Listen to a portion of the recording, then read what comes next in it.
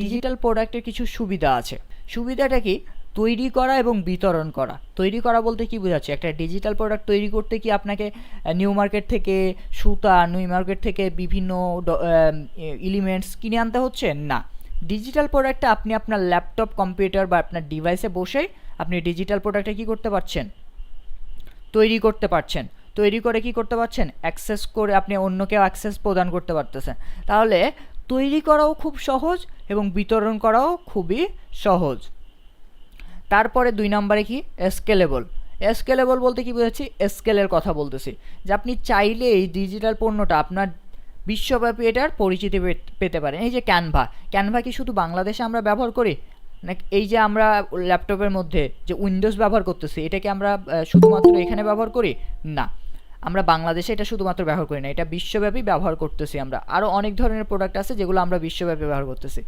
তাহলে আপনি চাইলেই দেখেন, আপনার যদি এটা কী হতো, কোনো ফিজিক্যাল প্রোডাক্ট হতো, তাহলে দেখা যেত কি যে আপনাকে ওইটার কোয়ান্টিটি তৈরি করতে হচ্ছে, তারপরে আপনি কি বিশ্বে মানে বিক্রি করতেছেন প্রত্যেকটা মানুষের কাছে, কনজিউমারের কাছে, কাস্টমারের কাছে। তো ডিজিটাল প্রোডাক্ট যেহেতু একবার আপনি তৈরি করে নিছেন, এটা চাইলে আপনি দেশের বাইরে যে কোনো জায়গায়, যে কোনো প্রান্তে আপনি ইন্টারনেট অ্যাক্সেস থাকলে বা ডিভাইস অ্যাক্সেস থাকলে আপনি একে অপরকে প্রদান করতে পারতেছেন, অ্যাক্সেস দিতে পারতেছেন। তাহলে স্কেলেবল আমরা এটা বলতে পারি।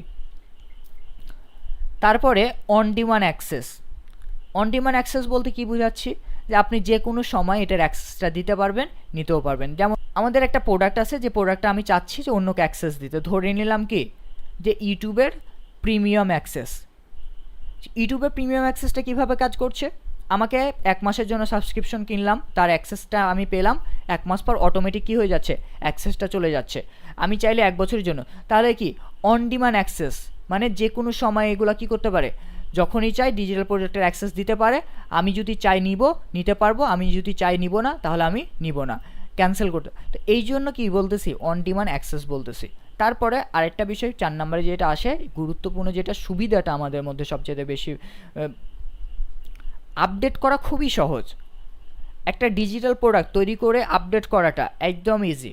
আপনি ওটার উপরে কাজ করতেছেন, একটা মানুষ একটা প্রোডাক্ট ব্যবহার করতেছে আপনার অলরেডি, সেই প্রোডাক্টটারে আরও ভালো এক্সপিরিয়েন্স তৈরি করার জন্য আপনি আরেকটা আপডেট ভার্সন আনতে যাচ্ছেন। তা আপডেট করা কি খুবই কষ্টকর? আপনাকে কি নতুন করে আবার প্রোডাক্টটাকে ফ্যাক্টরি থেকে তৈরি করতে হচ্ছে? না, আপনি আপনার ল্যাপটপ, ডেস্কটপের মাধ্যমেই সেটাকে তৈরি করতেছেন এবং তৈরি করে সেটা আপডেট করে দিলে অটোমেটিকভাবে সেটা আপডেট করে দিতে পারতেছে, এবং যে আমাদের আমাদের যে প্রোডাক্টটা আছে ওই প্রোডাক্টটার মাধ্যমে কি হয়ে যাচ্ছে? আপডেট হয়ে যাচ্ছে। তাহলে ডিজিটাল পণ্য নিয়মিত আপডেট এবং উন্নয়ন করা খুবই সহজ, আমরা বলতেই পারি এটা।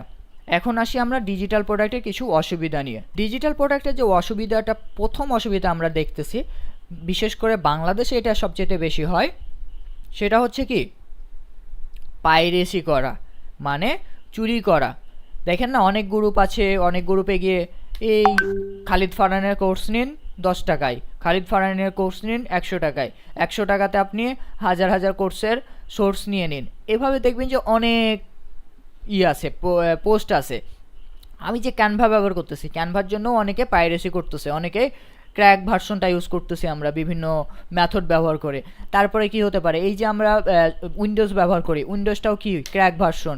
আমরা যে ল্যাপটপ, কম্পিউটারের মধ্যে যে সফটওয়্যারগুলো ব্যবহার করতেছি, যেগুলো পেড পারচেস করতে হয়, কিনতে হয়, সেগুলো আমরা কি করতেছি? ক্র্যাক ভার্সনটা ইনস্টল করে আমরা ব্যবহার করতেছি। তাহলে ডিজিটাল প্রোডাক্টটা খুব সহজে কী করা যাচ্ছে? পাইরেসি করা যাচ্ছে, এবং এ পাইরেসিটা আরও সামনে বাড়তেছে এবং বাড়বেও, এবং এটাকেও বন্ধ করার কোনো ওয়ে এখন পর্যন্ত কেউ পায় নাই, ওয়ে খুঁজে পায় নাই, এবং আশা করি সামনেও পাবে না। তারপরেও বলা যাচ্ছে না, কিন্তু পাইরেসিটা কেউ আটকাতে আমার মনে হচ্ছে পারবে না। কারণ আমরা যেটাই একটা প্রোডাক্ট আসতেছে, কোর্স হোক, ডিজিটাল প্রোডাক্ট হোক, আমরা কি করতেছি? পাইরেসি করা শুরু করতেছি। এতে করে ক্ষতি হচ্ছে কার? ক্ষতি হচ্ছে তো একে যে প্রোডাক্টটা তৈরি করছে সে কোম্পানির, এবং দ্বিতীয়ত হচ্ছে যে এটার কনজিউমার তার। কারণ পাইরেসি করা যে প্রোডাক্টগুলো থাকে সেগুলো ম্যাক্সিমামই কি থাকে? ভাইরাসযুক্ত থাকে। আপনি বুঝতেও পারবেন না কি আছে এটার ভিতরে, ভাইরাস ইনক্লুড করা আছে।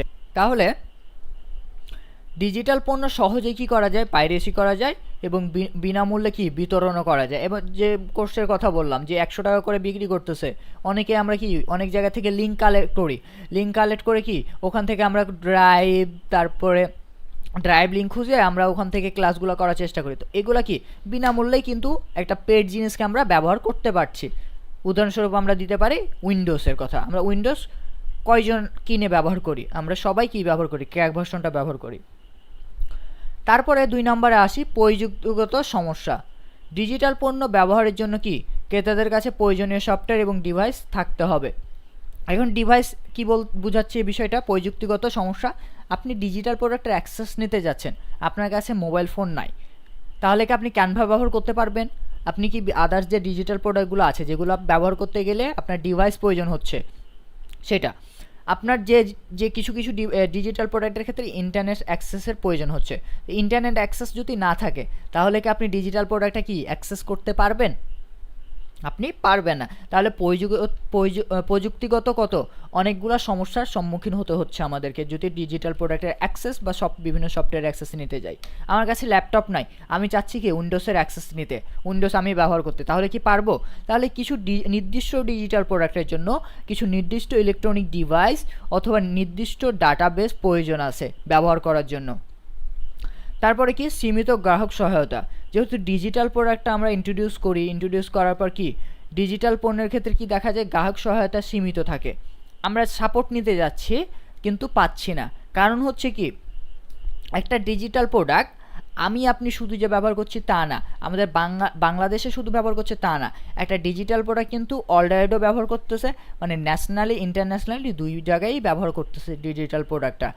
এর জন্য দেখা যাচ্ছে কি হচ্ছে, আমাদের যখন আপনাদের কনজিউমার বেড়ে যাচ্ছে, কাস্টমার বেড়ে যাচ্ছে, ইউজার বেড়ে যাচ্ছে, তখন অটোমেটিকভাবে কি সাপোর্টের সংখ্যাটা কমে যাচ্ছে।